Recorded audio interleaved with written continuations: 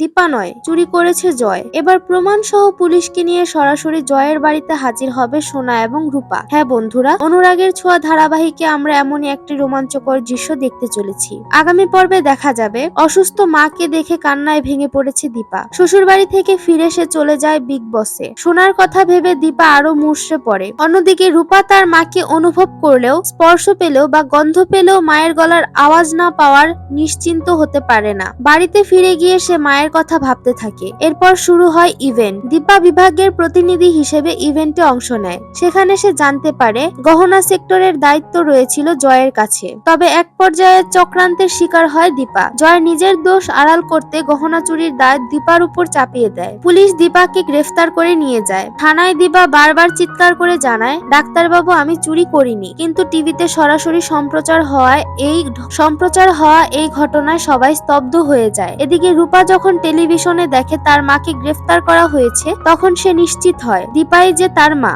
সোনা মায়ের উপর এই অভিযোগ দেখে প্রচন্ড ভেঙে পড়ে। কিন্তু সোনা জানে তার মা কখনো চুরি করতে পারে না। তখনই সোনা এবং রূপা ঠিক করে তারা একসঙ্গে মাকে নির্দোষ প্রমাণ করবে। দুজনেই ইভেন্টের স্থানে গিয়ে তদন্ত চালায়, সিসিটিভি ফুটেজ এবং অন্যান্য প্রমাণ জোগাড় করে। এতে পরিষ্কার হয় দীপা নয়, জয়ই আসলে চুরির আসল অপরাধী। রুদ্রমূর্তি ধারণ করে সোনা ও রূপা থানায় গিয়ে সমস্ত প্রমাণ উপস্থাপন করে। পুলিশকে সঙ্গে নিয়ে তারা সরাসরি জয়ের বাড়িতে পৌঁছে যায়। দরজা খোলার পর পুলিশকে দেখে জয় ভয় পেয়ে যায়। প্রমাণ দেখিয়ে সোনা এবং রূপা পুলিশকে জানায় তাদের মা চুরি করেননি, আসল অপরাধী জয়। অবশেষে জয় তার নিজের মুখে অপরাধ স্বীকার করতে বাধ্য হয়। পুলিশ তাকে গ্রেফতার করে নিয়ে যায়। বন্ধুরা, আপনারাও কি এমন একটি শ্বাসরুদ্ধ মুহূর্ত দেখতে চান? তাহলে রুদ্রমূর্তি, সোনা এবং রূপা এই লড়াই নিয়ে আপনাদের মতামত অবশ্যই কমেন্টে জানাতে ভুলবেন না।